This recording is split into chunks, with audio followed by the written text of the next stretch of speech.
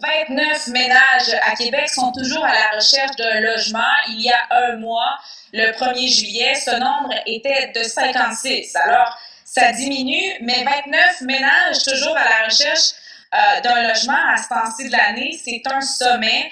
À titre d'exemple, l'an dernier, au même moment, on était à 10. Et selon l'organisme Le Frappru, ce sont des statistiques qui représentent seulement la pointe de l'iceberg parce qu'il y aurait bien des familles qui se sont trouvées des logements beaucoup trop chers pour leurs capacités et beaucoup trop petits pour leurs besoins. On écoute la porte-parole du Frappru. On ne peut pas rester indifférent à ça. Mais derrière ces chiffres-là, il y a des centaines de ménages locataires qui consacrent déjà une part trop importante de leur revenu pour se loger. À Québec, on parle de près de 15 000 ménages locataires qui paient la moitié de leur revenu pour se loger, plus de la moitié, la norme devrait être de 30 %.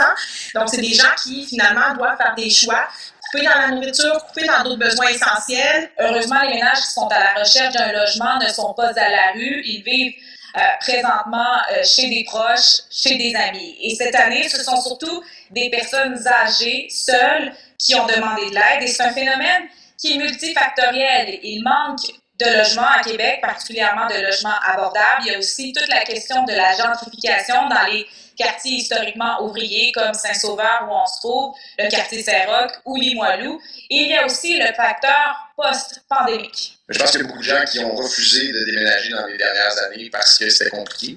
Puis que là, ben, si on enduré les situations de logement qui étaient plus difficiles depuis 2 ans, ben là, cette année, c'est la bonne. Donc là, ils déménagent. Donc, ça fait une pression qui est plus soutenue sur les logements qui sont disponibles sur le marché. Selon l'organisme Le Frappru, le gouvernement est complètement inactif dans le dossier.